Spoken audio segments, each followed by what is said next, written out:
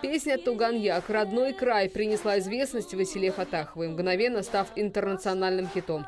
Она собирала полные залы, у нее были сотни тысяч поклонников. Простая девочка из Белорецка. Росла сиротой, воспитывала сестренку и всегда мечтала петь. В 98-м юной вокалисткой приехала в Уфу поступать в Институт искусств. Уникальный женский голос искал тогда Айдар Галимов. Так девушка попала в группу известного музыканта.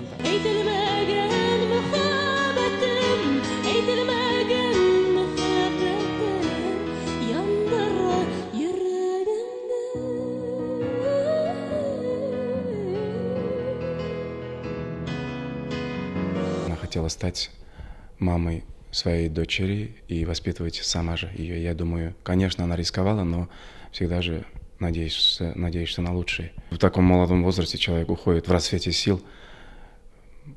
Столько потенциала в ней еще было, и столько песен еще не спето, к сожалению, огромному сожалению.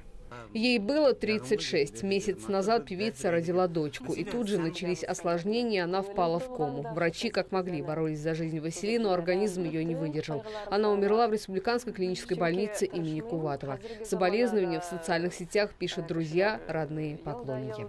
Одной звездой стало меньше на земле, одной звездой стало больше на небе.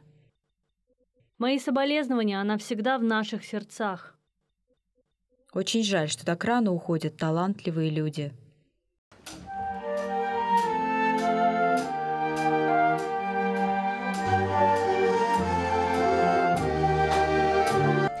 Это мелодия песни «Атаим», которую Василя Фаттахова посвятила своему отцу. С Национальным оркестром народных инструментов исполнила ее осенью на концерте в честь 95-летия Фариды Кудашевой.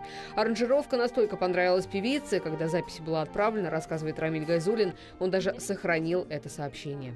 Рамиль, спасибо за песню. Мне очень понравилось. Я аж проследилась. Очень душевно получилось. Намного лучше оригинала. С нетерпением жду первой репетиции. В конце 2016-го певица планировала сольный концерт с Национальным оркестром народных инструментов. Даже определились с репертуаром, но совместной программе состояться уже не суждено. Спеть дуэтом с Василией Фаттаховой всегда мечтал и Анвар Нургалеев. 10 декабря. Так распорядилась судьба, что концерт «Дакан Химик», в котором они вместе участвовали, стал для певицы последним. В октябре мы с ней разговаривали, мы искали песню. Но потом, он говорит, Анвар, говорит, у меня, говорит, в феврале не получится. Я, говорит, я жду, говорит, ребенка. Мы с тобой, говорит, это перенесем. Лаберса, потом, говорит, мы споем другой раз с тобой. На этом, конечно, вот мы не успели с ней спеть дуэт. Прощание с известной певицей состоится завтра в Башкирской государственной филармонии. Похоронят Василию Фаттахову в Уфе.